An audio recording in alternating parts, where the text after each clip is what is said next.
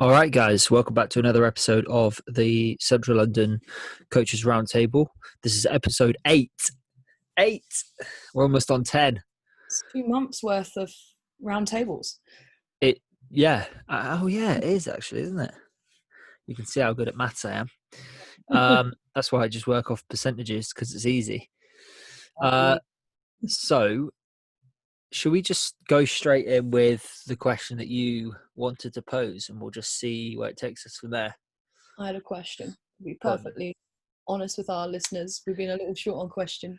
I think it's been a light week for everyone. It's the weather. The weather affects everyone's mood for sure.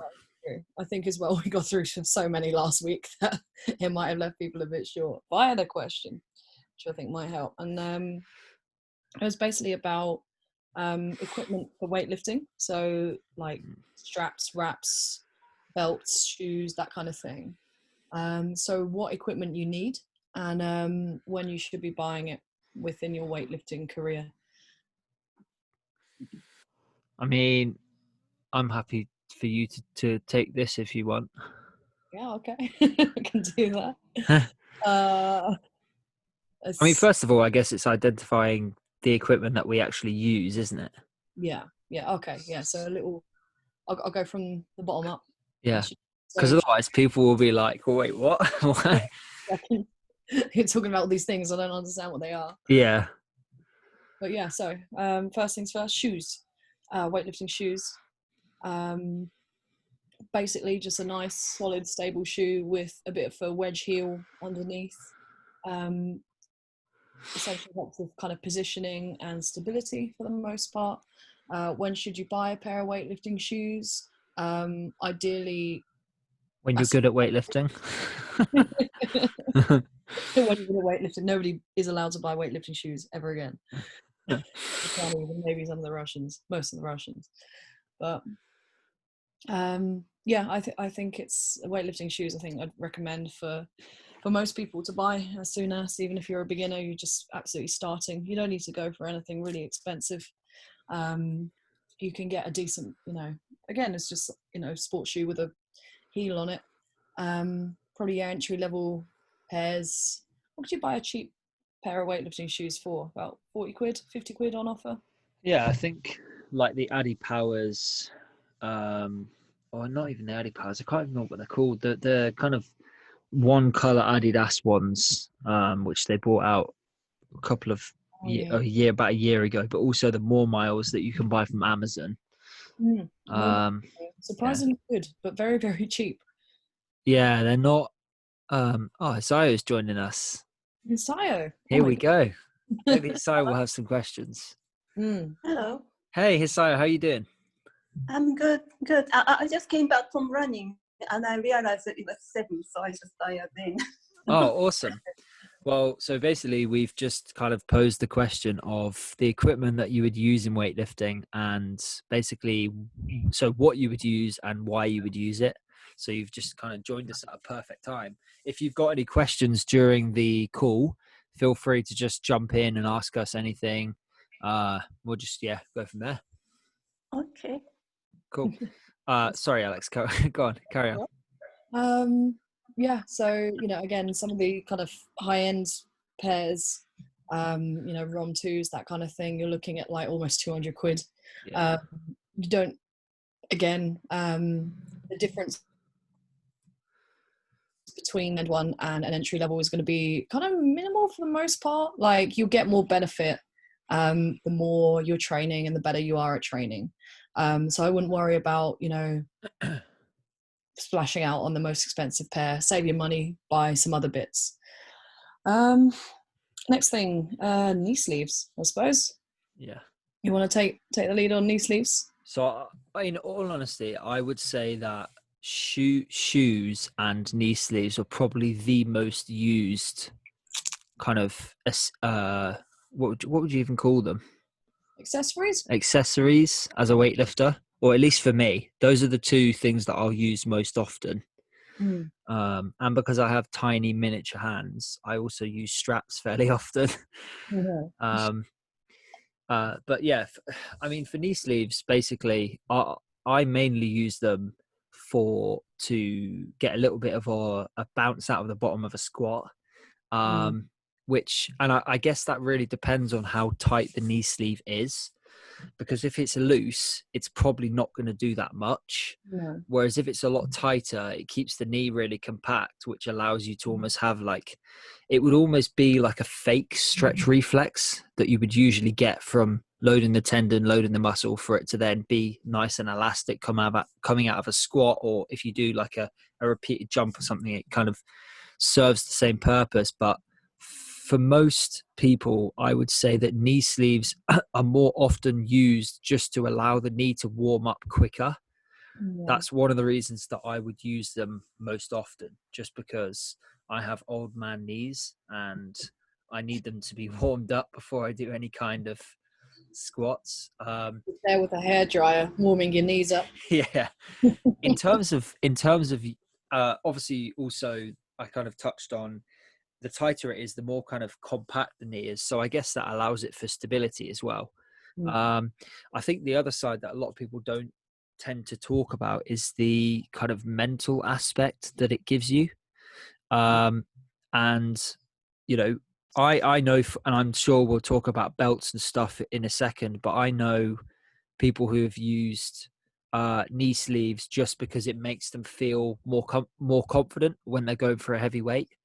Rather than just because, you know, they actually have some kind of performance benefit.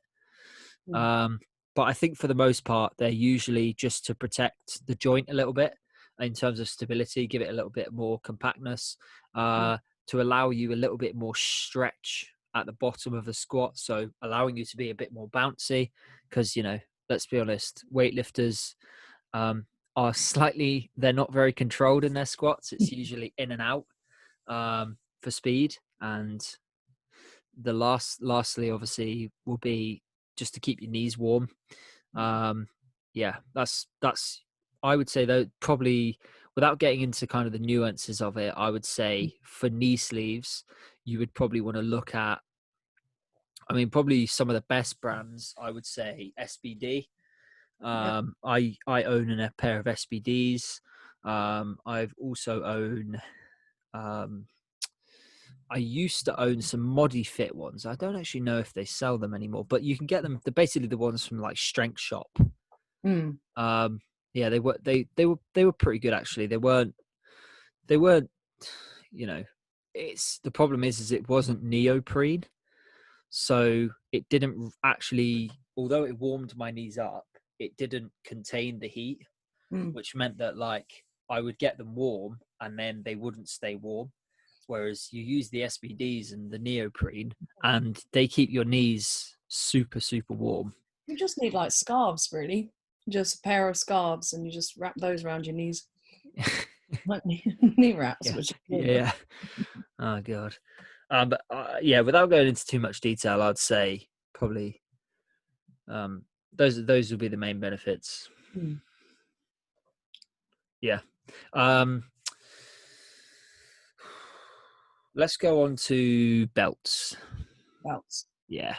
Divisive topic. See, I don't use a belt, but I know what it's used for. But like, I'll pass it on to you just to, because you use a belt fairly often.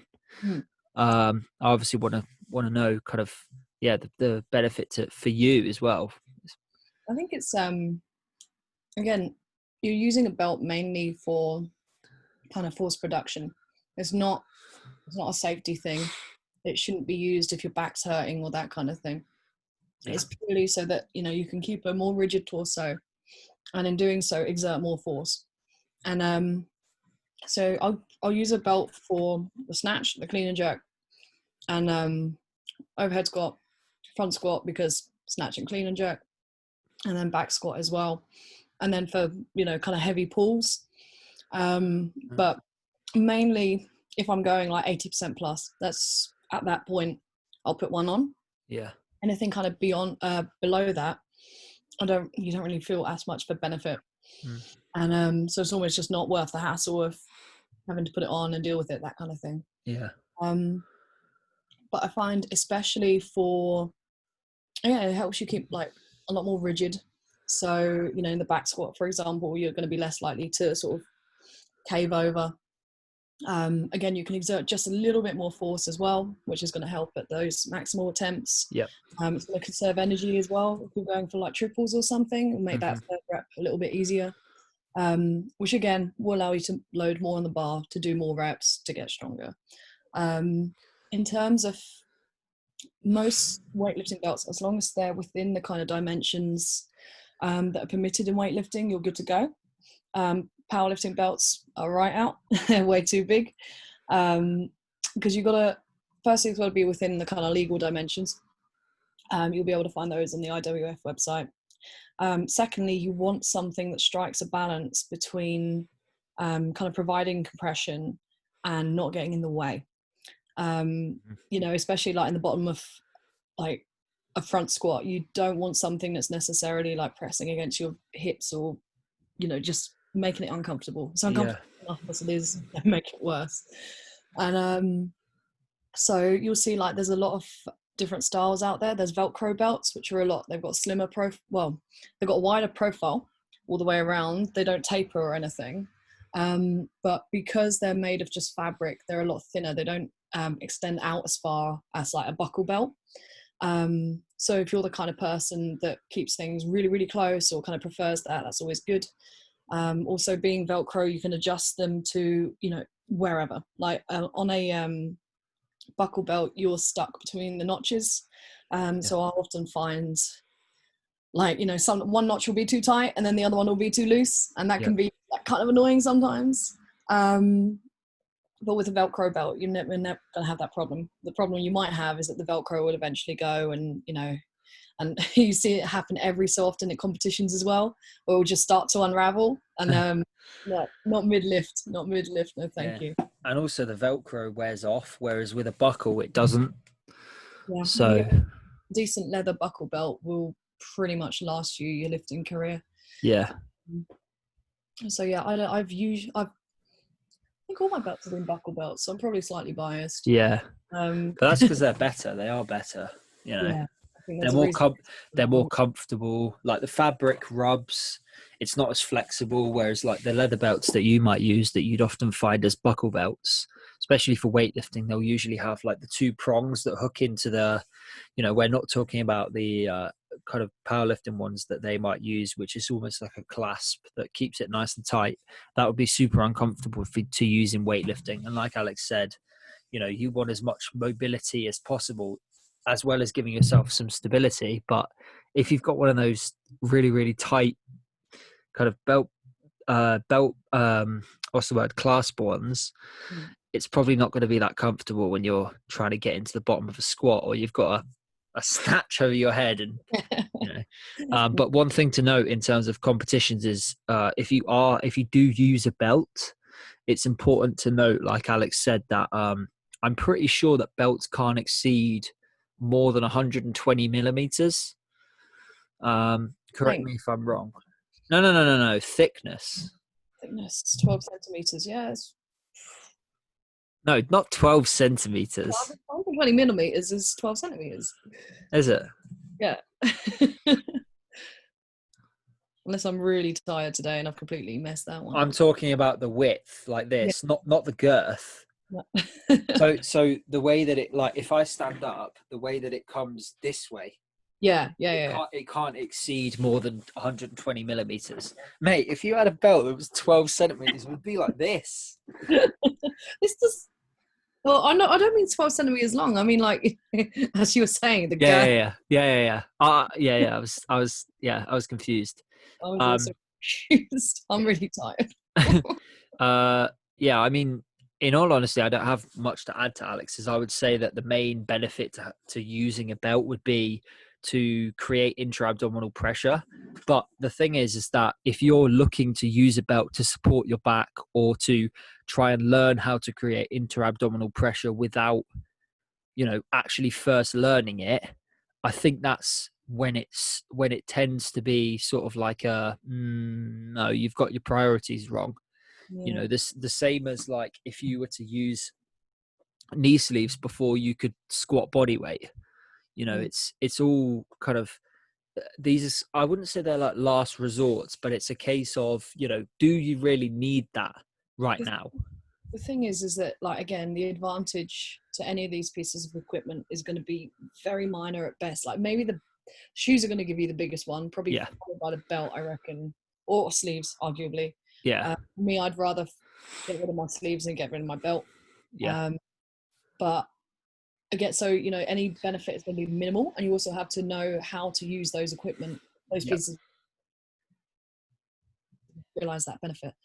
So in terms of, like, you know, a belt, I wouldn't bother buying until you're at least reasonably proficient, you know, with squatting, with the snatch and the clean and jerk.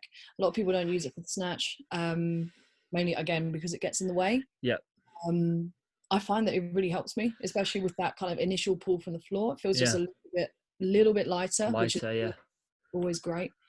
But, you know, again, just something that's not worth buying until you're probably like within a year of training, give or take. Yeah. Again, once you kind of understand the lifts and you can do them reasonably well, then you might start seeing a benefit from using the belt. Once you kind of, by that point, you've kind of learned how to brace correctly and how to, you know, push out. So, you know, then using a belt, you'll find that helps. But I think a lot of people gravitate towards it because it's visual, you know. You see somebody going up to a heavy squat and they immediately slap a belt on. And you're like, I want to be like that guy. So you go and buy a belt. The other thing as well, and it's the same as knee sleeves, is I think people fairly often will use a belt if they're, say, approaching like a max lift, because it gives them some kind of like confidence in themselves, that they feel tighter, they feel more secure. Yeah. I know that I used to do that when I used to wear a belt. This was before I actually started weightlifting 4 years ago. And I had no idea what it was supposed to be used for until I actually was taught how to actually brace properly. And then I was like, I don't need a belt, you know, but some people might, you know, like you said, it depends on back and core strength relative to, you know, whether if what I'm saying is, if you don't need a belt, like, don't use it. There's no need to force yourself to use a belt. And the same with knee sleeves, and, you know, even the same with some of the other equipment that we might use. Is just because other weightlifters use it does not necessarily mean that you have to. You know, they might find some benefit from it, and they might not. They might just wear it because everyone else does. But don't be a sheep. Don't just follow it because someone else is wearing it. You have to figure out what that purpose is for you using it, is what I would say. Yeah. You know, and the same goes with shoes as well. For me, I would say that shoes are the single most important piece of equipment that a lifter can own. Maybe other than a singlet, but I don't really think that's as necessary unless you're actually competing. But, you know, the benefit that you can get from having a shoe, mainly just because it gives you a bit more mobility, a bit more stability, but also balance, far outweighs not having shoes. And again, it doesn't necessarily mean that you don't have to wear weightlifting shoes. It's not necessary. It will help to some degree, but if your mobility is rubbish anyway, you know, you're not going to fix the issue by just getting weightlifting shoes. You have to address why that issue is happening. Yes, weightlifting shoes will help you, they will aid you, but all of these accessories are supplements. They're not, you know, and even just case in point, like Toshiki, one of the best Japanese weightlifters in the world, he snatches in Metcons. Why does he do that? Well, first of all, because it's more comfortable, you know, but second of all, have you seen his mobility? It's insane. He doesn't even need to wear shoes. I think it was the case that I don't remember who it was, whether it was Grip or ATG or another similar channel, but they were comparing some of his older videos when he was wearing you know, weightlifting shoes with the heel versus you know, his positioning in Metcons, and they found, I think it was the case that he was so mobile that he was too vertical with the weightlifting shoes on. So he was losing lifts ahead because he wasn't able to secure it kind of around his head. Yeah. And so once he swapped to the Metcons, he's a little bit like, rather than being like that, he's a little bit more further forward and Yeah, he's able yeah, to do the bar better. yeah, So yeah, but there you go. yeah. The other thing that you have to consider as well is with weightlifters, we spend a lot of time in that deep squat with knees over toes. And, I'm not necessarily saying that doing weightlift or wearing weightlifting shoes will put you in a, let's say, a slightly compromised position with the knee. And that might sound super, because, and what I'm not saying is if you put your knees over your toes, they're not going to explode at all, which is contrary to popular belief. A lot of people think, oh, but if I put my knees over my toes, they're going to explode. That's a lie, a complete lie. What you need to understand is what happens first. In a squat, if all you're doing is just shoving your knees over your toes, the first thing you're loading is your quads. There's no balance between quads, hips, and glutes. So if all you're doing is just putting yourself in an extreme knee flexion without actually loading the hips, like the glutes, the hips, the hamstrings, then obviously you're probably going to get knee pain because the only thing that you're loading is your quad. There has to be some balance. So, and I've actually found this that, I've obviously suffered a little bit from a little bit of knee pain, a little bit of knee niggle. And yes, that's from recurring injuries. It's not necessarily from weightlifting, but because as weightlifters, we spend so much in that deep squat with a really, really acute knee angle where there's loads of flexion through that joint. Sometimes it can be aggravated if you spend a lot of time there without addressing the areas that need to be strong to support that position or the mobility that is required to sit in that position. So it's important to address that. And I've definitely found that actually, squatting without weightlifting shoes and then putting my weightlifting shoes on to squat helps me a lot. Interesting. Yeah. But yeah, again, it's context and it depends on what your mobility is like or where you're strong or, if you've got any previous injuries. But my point I'm alluding to is weightlifting shoes are very helpful, but they are a means to an end. They aren't essential. Yes, they will help you with balance, stability, and mobility.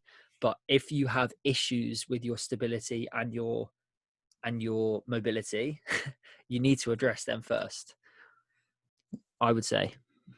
Yeah, I'd say it's, again, don't, pick up any piece of equipment and expect it to be, like just a magic cure all. Like you got to put a little bit of work in. Yeah, exactly.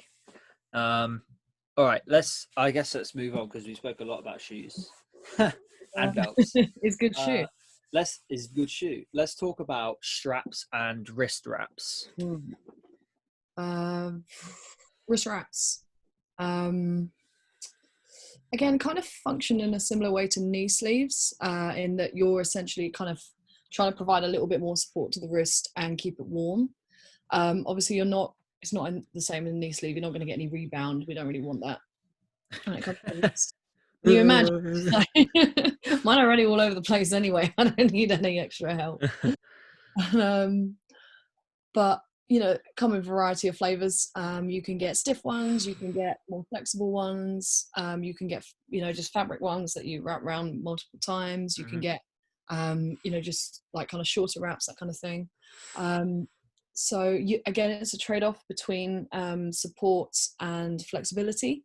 So usually in a clean, for example, you're going to be in quite a compromised position. You don't want something that's going to cause your wrist to be straight or force it to be straighter. So again, you want a little bit of flexibility there. Sometimes though, when you have it overhead for a snatch, you do want the wrist to be kind of, I can't see where my hand is, there we go, to be relatively upright, although the degree of lean is going to depend on the individual. So again, it's just striking a balance, really.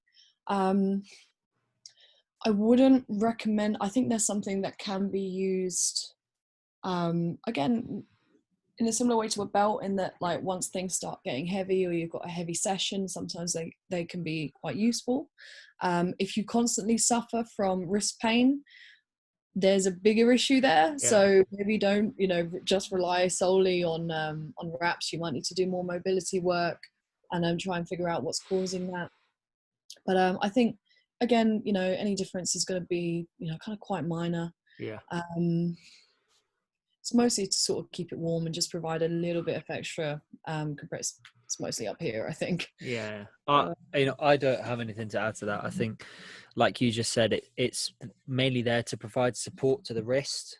You know, obviously we spend a lot of time with a extended wrist like this, flexed, sorry. No, extended. Yeah, I'm correct. That's flexed, that's extended.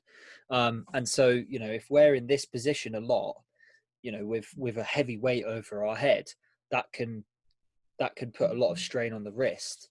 And as much as I'm not saying that you should catch a snatch like this, because it would probably be a lot more uncomfortable, and what you'll find is that you're probably not going to be able to balance a lot of weight in a wrist that is in this position.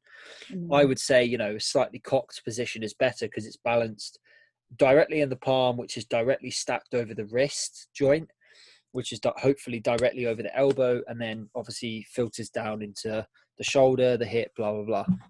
Yeah. But exactly like you said, I think the purpose is just to provide like some kind of stability and protection from it, like not going too far, I would say. But other than that, like I used to use them all the time, and because I used to get wrist pain doing like push press and like all that sort of stuff. And then I actually realized that just strengthening my wrists did the job. Yeah. But I'll use them mainly on my heavier days. On the light Yeah. days, I don't bother as much. Again, yeah, the difference is negligible, so it's just spending time wrapping it up. And you know, sometimes like if you do wrap them tight, they can get a little bit in the way, a little bit uncomfortable. So it's kind of sometimes more useful just to have that range of motion. yeah, I would agree with that. So, Do you know what I used to find? Oh, sorry, go on.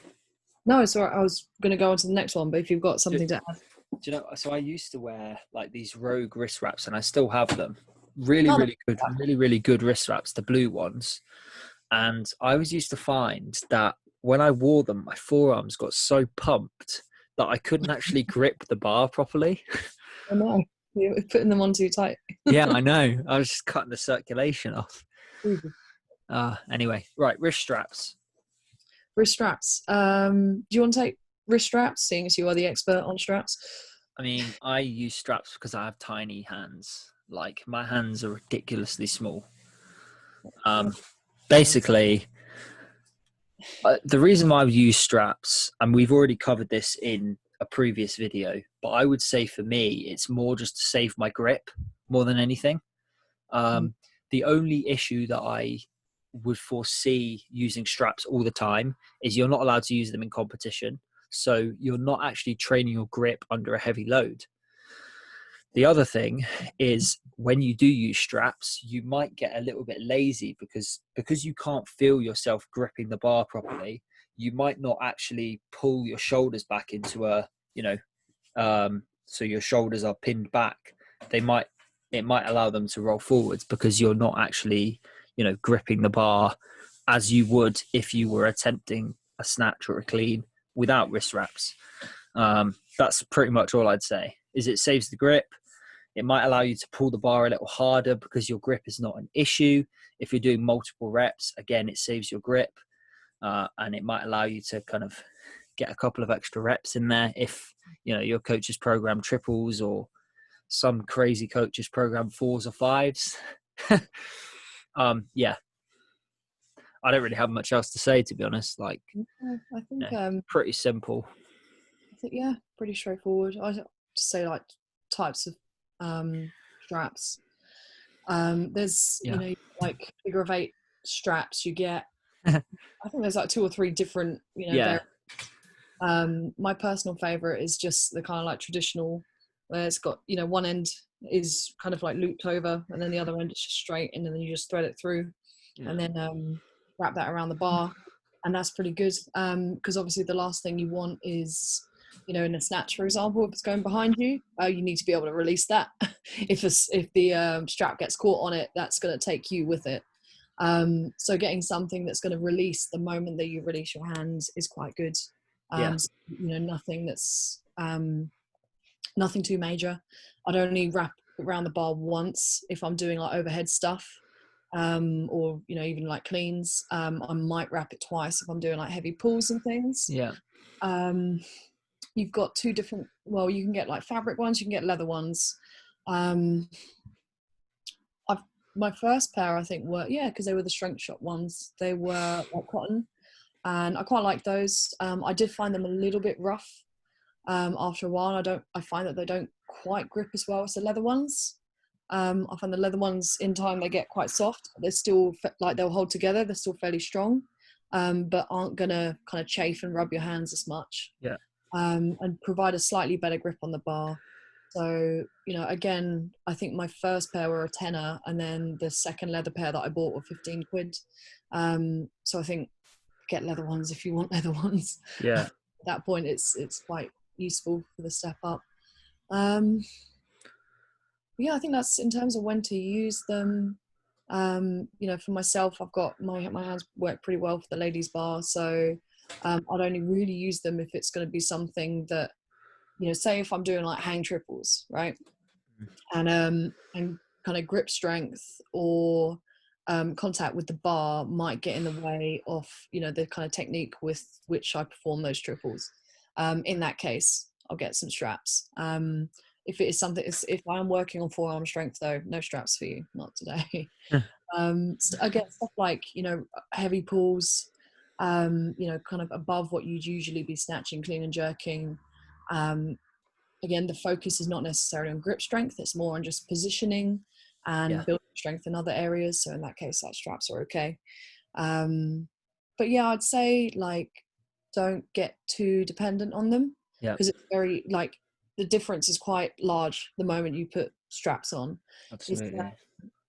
Basically, if your body feels like it's about to lose grip of something, it will reduce its force output. So you probably felt, if you've done that deadlifts or something and your grip started to slip, everything else grinds to a halt, like immediately. And so obviously, once you take that out of the equation with your force output, but on the other hand, when you're in competition, you don't have any straps to rely on, that can come by. Exactly. So I say use them when their use is going to benefit you more overall. Don't use them when it's not. Definitely. And I think just to extend the point that Alex just made of use them when they're useful, and if you don't need them, don't use them. I would say as a beginner, don't use them at all. There's no point. You need to learn how to do the movement without straps. You need to feel the bar. You need to feel the weight in your arms, and to be realistic, at that point, you're not going to be lifting enough to warrant using straps. So anyway, cool. Last one then will be what? Thumb tape. Thumb tape. Yeah. I used to use thumb tape. Don't use it as much nowadays. Solely because I found that it helps in that it increases your grip on the bar. Kind of with the thumbs, and it can reduce the wear. But I found that like generally I can get my hands around the bar enough that it's pretty secure anyway. Yeah. And it didn't really hurt or kind of wear my thumbs down all that much. So just kind of stopped after a while. A lot of people do swear by them. Again, I think especially on the men's bar, it's a lot thicker, and any more leverage that you can get on that by having grippier thumbs is going to help. So have an experiment. Again, it's one of those things that there's no benefit to it unless you're sort of proficient in the movements, but can provide a little bit of extra kind of extra support to pass it when you need it.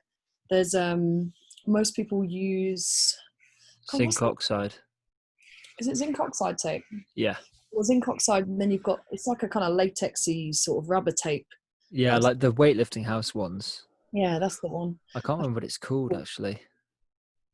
I'm going to call it horse tape because apparently it was a veterinary thing, because it doesn't it's not sticky.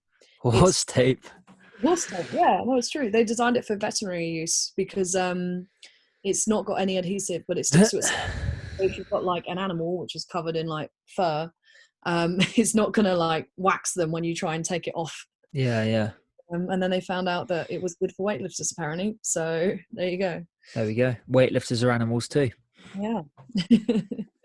In all honesty, so like Alex, I've used tape in the past, but I don't use it all that often. I think my hands get because my hands are usually quite hot. They get really sweaty, and what I'll find is that the tape actually comes off my fingers, even if I'm using the horse tape, as Alex called it, or the zinc oxide.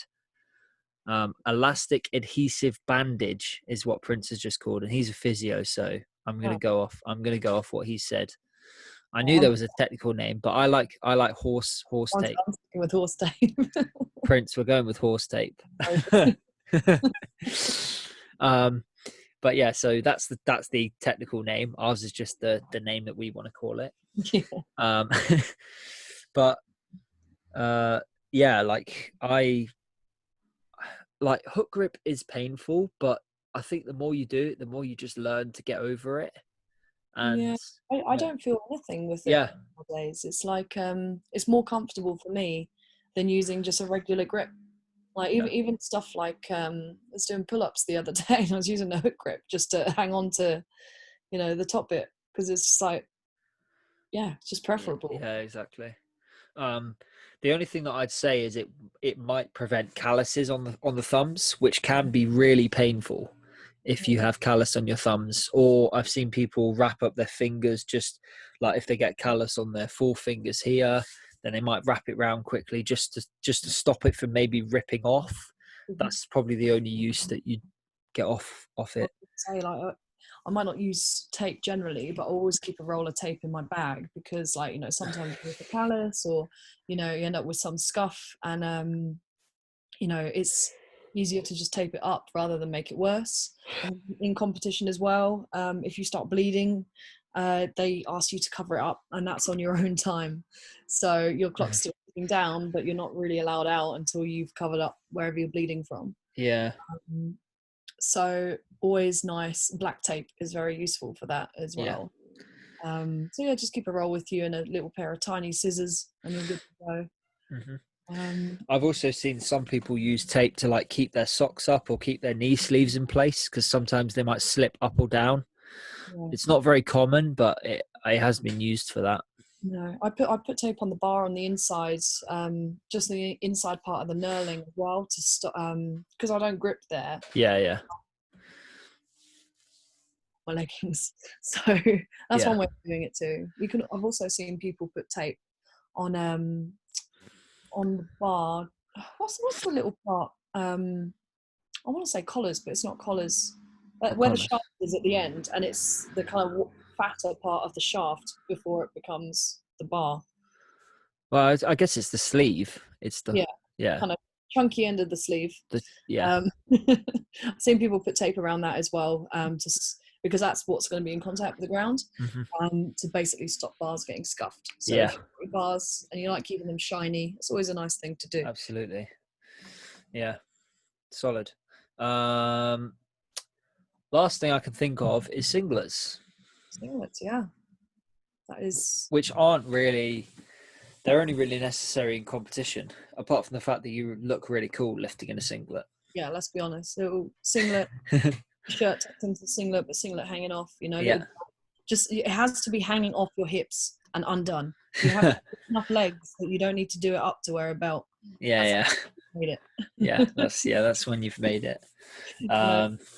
Yeah, in all honesty, they don't really have any performance related benefit apart from the fact that, you like when you're wearing shorts, like Alex said, with her leggings and stuff, your shorts might get caught. Whereas with the singlet, because it's one single piece of lycra, it's not going to cause friction against the bar, because it's just going to brush the bar up. But other than that, I really don't think it makes that much difference. It's only really used as a precursor to competition. Yeah, so think of it like competition uniform, Yeah. I'd say like a ballet leotard.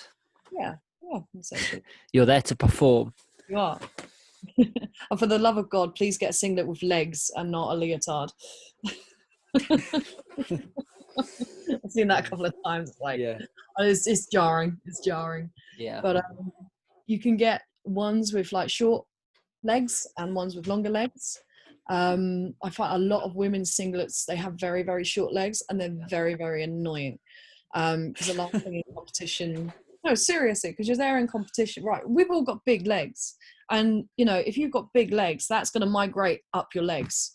So you know, I've got enough things to worry about without having to dig my shorts out. And so yeah, get one with, you know, the Nike ones are really nice because they come down towards the knee as a little bit longer, which is always good. Virus, never been, not like those. Too short. The Central London Godfrey ones are really good. Yeah, so yeah, just so you know, those are the best ones that you can get. Shameless plug. Shameless plug. I don't know what you're talking about. Yeah. The China one's good as well. I've heard it adds an extra 5% to your lifts. You can prove that, can't you? It's true. Even though the problem is that the torso is so short. It fits my legs, but the torso is really short, so it comes down to like here. So it looks like I'm wearing like a really weird little bathing suit. Yeah, that's right. But you know, it makes me look jacked. So yeah, well, there we go. That's all you need, you know. Also, intimidation points. Yeah. So not that anyone cares. Well, not that anyone cares. Maybe you and your coach will. So. It's not rugby. You're not there to fight people. No, but anyway, yeah, I think trying to think of anything else that we might use. So I don't know. I was going to say sometimes you wear a shirt under your singlet, and that's always quite nice. Yeah, I mean, I would usually always wear a shirt. Just feels more comfortable. Yeah. A bit warm. So if it's a summer day, maybe not. But if it's winter and you're warming up in, you know, a cold, dusty old classroom, then yeah, grab a shirt. Absolutely. Yeah, I think that's it. I can't think of anything else that we use. I am what you would call an organic lifter. Organic. I'm a vegan lifter. I lift with weightlifting shoes and straps, and if I squat, I'll more often use my knee sleeves. I've sort of leaned away from using my knee sleeves for lifting for now. Yeah, I haven't worn my knee sleeves for about 3 months. Wow. Even with lifting and squatting, I haven't worn them, but that's just because I'm weak and I'm not lifting anywhere near as much as I was pre-COVID. Or soon come. Yeah. Anyway, that was actually a bigger question than I anticipated it would be. 5 questions in one. Yeah, that was a big question. Does at this point Hisai or Prince have any questions? Don't worry if you don't. We could always answer a question that Em submitted if you guys don't. Yeah, we're all good. Hisai, anything? Yeah, the wrist strap. Yep. Would that be a good idea to use when it gets a bit slippery? That, you know, I've been lifting outside and sometimes it gets really slippery. Yeah. And I thought that, well, I don't really want to, you know, let go of that. So wrist strap, I thought of that. Would that help? Yeah, I mean, it's more of the security. Yeah, absolutely. Yeah, I know what you mean. I would I would have to agree with you that they do give you a bit more grip. Obviously, that's the reason why we use chalk, and we didn't use chalk because, let's be honest, the only reason we use chalk is to give us grip. That's pretty much it, you know. And also because it looks cool when you go to the competition and you kind of dust the chalk. But I would say if you can get away from using straps just because the bar is slippery, and I would more tend to lean towards trying to buy some chalk if you can. But if you can't do that, like you don't want to get chalk everywhere, then straps, like we said, use them sparingly, but it's not like you're going to get a slap on the wrist for using them. Yeah. I, Absolutely. Yeah. I only thought about it because I saw you lifting outside when it was raining. Yeah. And I was going to do that the other day, but the trouble in doing outside when it's raining, it gets really, really slippery. And I thought that was too dangerous to do it. Yeah. But I saw you doing that on the Instagram, and I thought, how did you do that? Yeah. So I used my straps to lift the other day, and the problem was because it was raining so heavily, my straps actually got wet as well, which meant that it didn't help whatsoever. I was wrapping the straps onto the bar, and the bar was okay because I was like drying the bar off between reps and putting chalk on my hands. But then I would go to use my straps, and because they were so wet, I would squeeze the straps and water would come out, and I'd just be like, what am I doing? But yeah, I mean, what's that? Get some leather ones. I've got leather ones. You got leather ones? Yeah, but they still get wet. Oh, that is fair. Maybe it's pleather.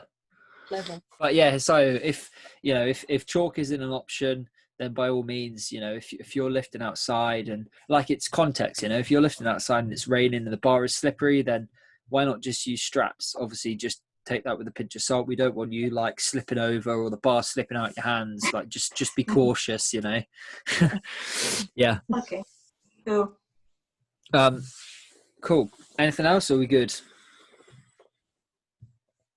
Yeah, I think that's pretty much it. Should we quickly cover M's one? Yes. Let me bring it up. And then I'm going to have to hop off. No worries. Nice. I can get the history a little quicker. I think it was something to do with mobility, right?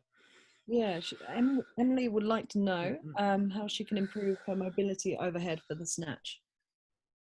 Yeah. Yeah, go on. Yeah, go for it.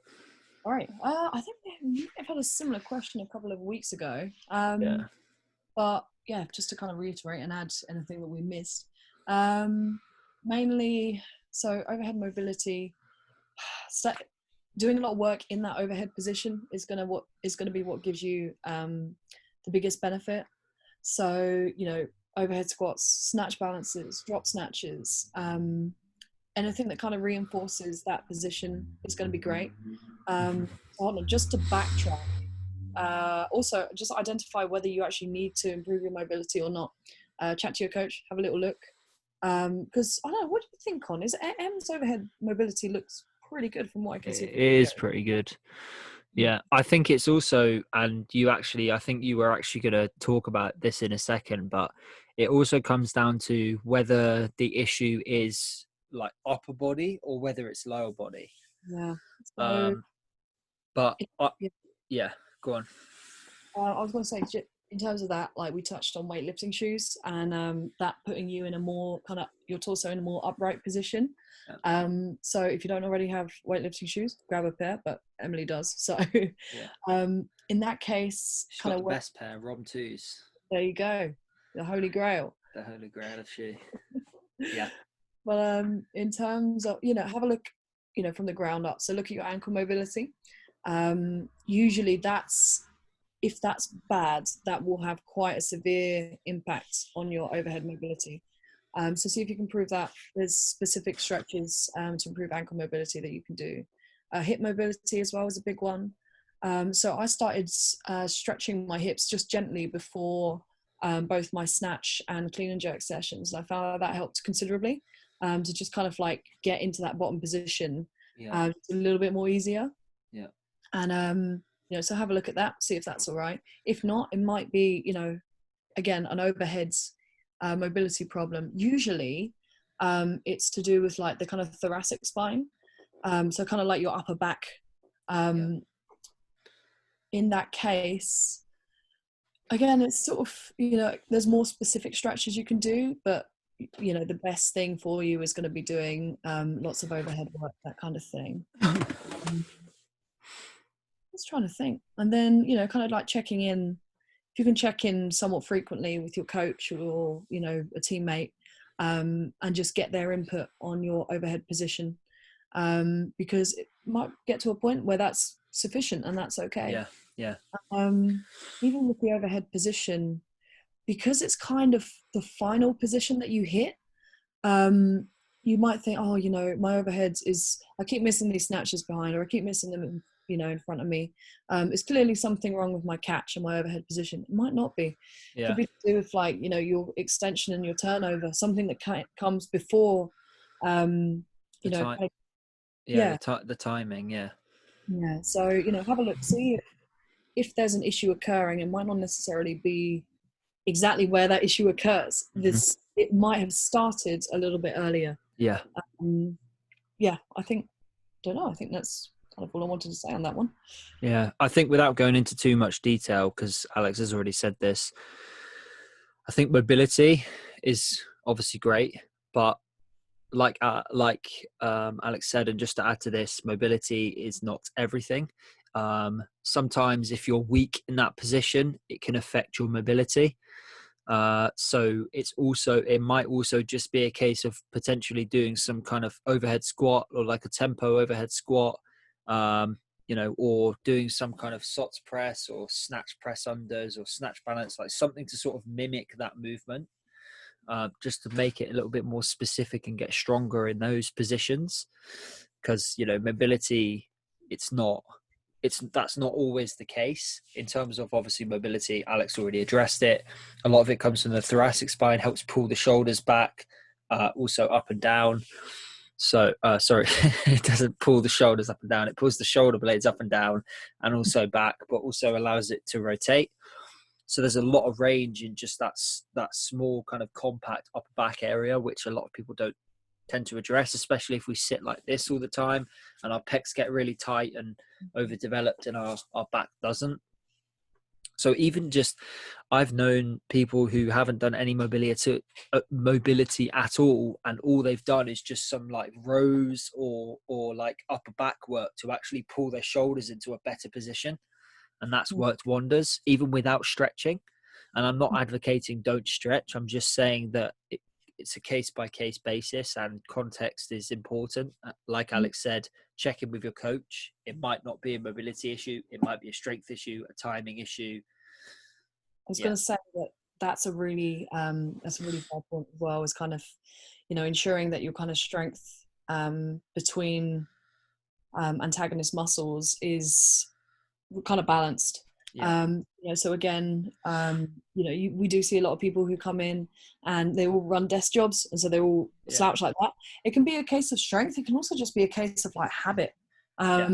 You know, their shoulders might have the mobility to go back, but they've just become accustomed to being in that kind of forward position, and so it's kind of habit building. It's trying to, you know, get them to hit the correct positions, get them to know what the correct positions are, and then remember it and apply it again. And I guess, so don't expect it to happen, you know, to suddenly improve your mobility sort of overnight.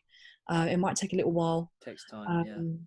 But so long as, you know, the improvements are coming in increments, then that's what you need to look for.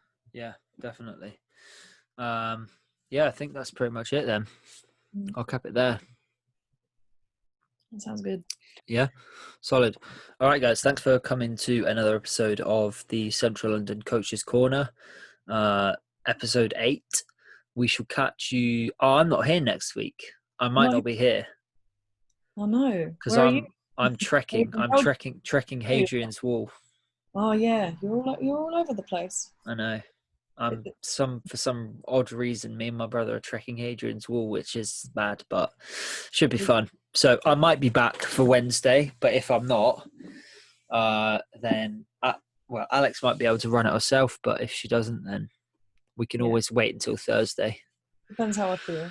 It's not the end of the world if we wait till Thursday, is it? Yeah, no, I think that'll be okay. Like, you know, any complaints, shove them.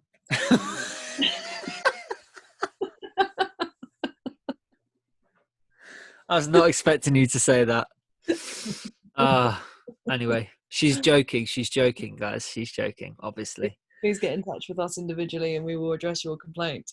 Yeah. Anyway, guys, thank you guys for tuning in. We'll see you next week, either on Wednesday or Thursday.